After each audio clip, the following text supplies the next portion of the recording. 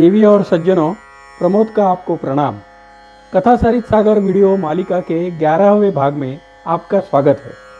10वें भाग के वीडियो में उपकोषा की कहानी अधूरी रह गई थी, तो आइए अब हम उसको आगे चलाते हैं। राजा ने वह उपकोषा के देवताओं की संदूक दरबार में ले आने की आज्ञा दी थी। कुछ ही समय में बहुत व्यक्ति मिलकर उस संदूक को राजा के सामने ले आए।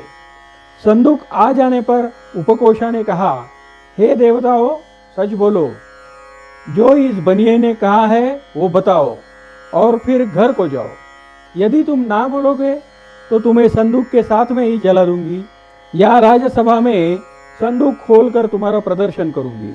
यह सुनकर संदूक के अंदर से वे लोग भयभीत होकर बोले, सच है, सच है, इसने हम लोगों के सामने धन स्वीकार किया है।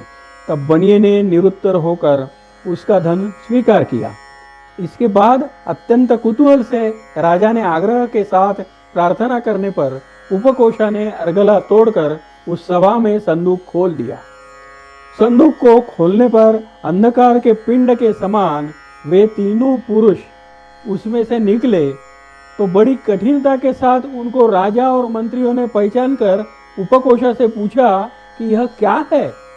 तब उपकोषा ने सारा वृत्तांत सभा में सुना दिया। चरित्र की रक्षा करने वाली कुलीन स्त्रियों के चरित्र अनिंदनीय होते हैं।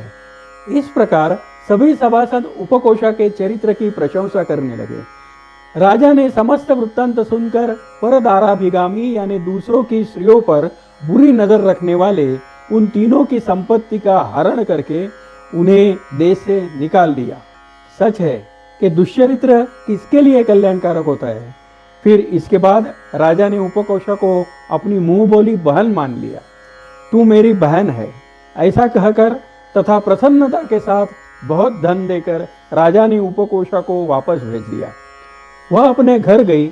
वर्ष और उपवर्ष भी इस समाचार को जानकर उस पतिव्रता स्त्री का अभिनंदन करने लगे और फिर नगर निवासी इस समाचार से आश्चर्यचकित होकर मुस्कुराने लगे। वररुचि काणाभूति से कह रहा है कि इसी बीच मैंने हिमालय में कठोर तपस्या करके वरदानी महादेव की आराधना की। सज्जनों, यहाँ पर एक चेतावनी देना आवश्यक है। इसके बाद आने वाले कथा भाग में मगध राज्य के पाटलिपुत्र नगर के गुप्तकालीन व्यक्तियों के नाम का और उनके कार्य का उल्लेख हुआ है। कथा सरित सागर में संदर्भित ये व्यक्ति रेखा और उनका कार्य तथा आर्य चाणक्य के चरित्र पर लिखे गए मुद्रा राक्षस या कोई अन्य कलाकृतियों में संदर्भित होने वाली व्यक्ति रेखा, इनमें अंतर है। कृपया आप कथा सरित सागर में वर्णन किए हुए व्यक्ति रेखाओं का संदर्भ मुद्रा राक्षस या और आर्य चाणक्य के बारे में प्रस्तुत कलाकृतियों के साथ न लगाइए। ये दोनों कथा भाग अलग और स्वतंत्र है। फिलहाल हमें केवल कथा सरित सागर में क्या लिखा है इससे मतलब है। हमारा हेतु इतिहास संशोधन का नहीं है, बल्कि हमें मनोरंजन और कथा साहित्य का आनंद लेने में रुचि है। सज्जनों, वररुचि काणाभूति को अपनी जीवन कहानी सुना रहा है। वररुचि ने कहा, शिवजी ने मुझे इस पाणिनि के व्याकरण शास्त्र का प्रकाश दिया और उन्हीं की कृपा से मैंने उसे टीकाकार बनकर पूरा किया। तब मैं चंद्रमौली ईश्वर महादेव के कृपा रूपी अमृत से तृप्त होकर मार्ग में होने वाले श्रम को तुच्छ समझते हुए बिना दिक्कत ही अपने घर चला आया। घर आकर माता और गुरुजनों का चरण स्पर्श करके मैंने उपकोषा के अत्यंत अद्भुत कथानक को सुना। इस प्रकार मेरे आश्चर्य और आनंद की सीमा न रही और उपकोषा के प्रति स्वाभाविक स्नेह और सम्मान की भावना भी असीम हो गई। उपाध्याय वर्ष ने मेरे मुख से इस नवीन व्याकरण को सुनने की इच्छा प्रकट की, किंतु स्वामी कुमार कार्तिकेय ने उपाध्याय के हृदय में उसे स्वयं ही प्रकट कर दिया। दिन बीत रहे थे। तब एक दिन व्याड़ी और इंद्रदत्त ने गुरुवर्ष से गुरु दक्षिणा मांगने के लिए प्रार्थना की। उत्तर में गुरुवर्ष ने कहा कि तुम लोग मुझे 1 करोड़ स्वर्ण मुद्रा दो। गुरुवर्ष की आज्ञा को स्वीकार कर व्याड़ी और इंद्रदत्त दोनों ने मुझसे कहा कि आओ मित्र, हम लोग राजा नंद से गुरु दक्षिणा मांगने के लिए जाते हैं, क्योंकि अन्य किसी से भी हमें इतना स्वर्ण प्राप्त नहीं हो सकता, क्योंकि राजा नंद इस समय 99 करोड़ स्वर्ण मुद्राओं का स्वामी है। उसने कुछ समय पहले तुम्हारे धर्मपत्नी उपकोषा को मोह बोली धर्म की बहन भी माना है, अतः वह तुम्हारा साला होता है। इस नाते भी तुम्हारे चलने पर धन मिल सकता है। ऐसा निश्चय करके हम तीनों सहपाठी अयोध्या में लगे हुए नंद के शिविर में गए, और हम लोगों के वहां पहुंचते ही दुर्दैव से राजा नंद का देहांत हो गया।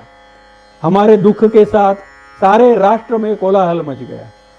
इसी समय योग की सिद्धियों को जानने वाला इंद्रदत्त बोला, यह तो पूरा अनर्थ हो गया। अब हम लोग 1 करोड़ सुवर्ण मुद्रा कहां से पैदा करेंगे? खैर, मेरे मन में एक योजना है। मैं योग शास्त्र भली भांति जानता हूँ, इसलिए योग शास्त्र की मदद से मैं इस मृत राजा के शरीर में परकाया प्रवेश विद्या द्वारा प्रवेश करता हूँ। इसके बाद वररुचि राजा नंद से, यानी के राजा के शरीर में परकाया प्रवेश किए हुए मुझसे 1 करोड़ स्वर्ण मुद्रा मांगने आएगा, और मैं इसे धन दूंगा, और मेरे पुनः लौटने तक व्याधि मेरे वास्तविक शरीर की रक्षा करे। ऐसा कहकर इंद्रदत्त अपनी विद्या के प्रभाव से राजा नंद के शव में प्रविष्ट हो गया, और इस प्रकार राजा के पुनर्जीवित होने पर सारे राष्ट्र में उत्सव मनाया गया। एक पूर्ण एकांत में होने वाले देव मंदिर में इंद्रदत्त के शरीर की रक्षा के लिए व्याधि बैठ गया, और मैं राजा के समीप गया। देवी और सज्जनों, अब इसके बाद की कहानी हम आपको अगले वीडियो में बताएंगे। अगर यह प्रकल्प और वीडियो आपको पसंद आया हो तो कृपया सब्सक्राइब, लाइक, कमेंट, शेयर कीजिए। हमारा प्राचीन भारतीय साहित्य हम लोगों को ही दुनिया में फैलाना है। तो फिर आज के लिए विदा लेते हैं। अब फिर मिलेंगे अगले वीडियो में। तब तक के लिए खुश रहिए, आनंद में रहिए, सेहत पर ध्यान दीजिए, और यह सुनी हुई कहानी बच्चों को जरूर सुनाइए। नमस्कार। प्राचीन भारत की अद्भुत कहानियाँ, प्राचीन भारत की अद्भुत कहानियाँ।